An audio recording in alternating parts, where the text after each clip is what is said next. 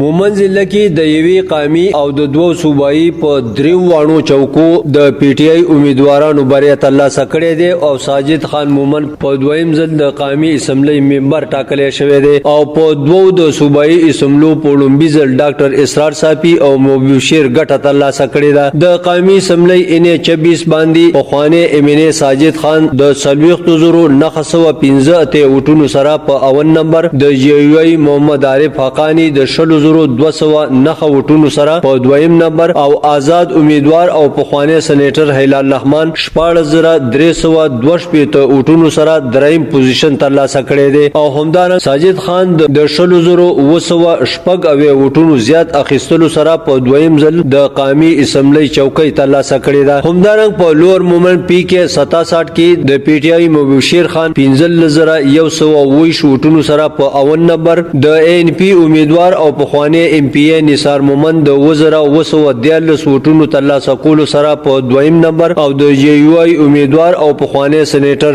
رشید احمد د 2,040 ووټونو سره په دریم نمبر راغلی دی. د اپر مومن پی کې 68 د پاره د پی ټی آی امیدوار ډاکټر محمد اسرار صافي د 20,201 ووټونو ترلاسه کولو سره په 51 نمبر، د جی یو ای امیدوار حنیف الزمان د 12,440 ووټونو سره په دویم نمبر او آزاد امیدوار او پخوانی سېنیټر هلال رحمان د 11,910 ووټونو سره په دریم پوزیشن راغلی دی. نوې منتخب شوی امینه ساجد خان په خپل لومبي پیغام کې وایي د مومندو د ترقۍ د پاره بعد د نوې جذبې سره په ګډه کار کولی شي.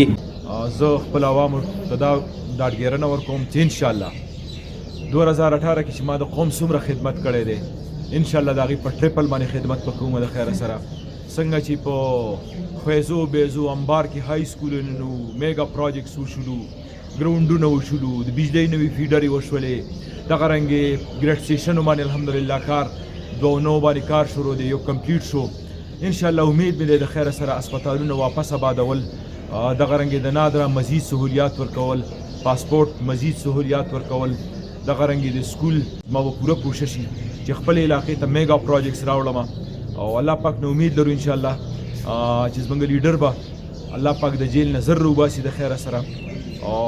د عوامو زه یو ځل بې شکریا ادا کوم. انشاءالله امید لرم چې زه به هغوی نه مایوسه کوم. د ساپو د سیمې نه په لومړي ځل منتخب شوی ام پی ای ډاکټر اسرار صافي وایي چې د عمران خان ملګرتیا ولس وکړه او موږ به شپه او ورځ د مومن خدمت ته ملا تړو. زه امید دربه کوم چې د ټول ډسټرکټ په موږ ټول د پی ټی آی په ټولو کینډیډیټس باندې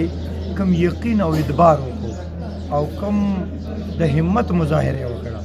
زه امید خپل رب کوم چې ان شاء الله تعالی د دې په ټولو امیدونو به موږ پوره راځو. ان شاء الله موږ ډېر سخت کمپین وکړو، د هغې الله پاک رزلټ راویستو. زه خپل لیډر مرد مجاهد عمران خان د هغه شکریا ادا کوم چې په موږ باندې اعتبار کړی، د هغې سره هغه په جیل کې پروت دی او د هغه ځای نه هغه همت ونه بیلو. زه انشاءالله خپلې ټولې علاقې ته وایم چې انشاءالله تاسو به د عمران خان په دې ټولو سیټونو باندې 100% مطمئن او خوشحاله استئ. د لور مومن برانخیل قبیلې نوې منتخب شوی ام پی ای محبوب شیر خان وایي مومن درون قوم دی او په موږ اعتماد په عمران خان اعتماد. شکر الحمدلله تاسو ولیدل چې دا رزلټ د پاکستان تحریک انصاف چې څومره ورکرانو مختلفین او دا امید سره چې دا زموږ عوام د دوی خدمت به انشاءالله موږ هر وخت دوی سره ولاړو، دوی سره بشانه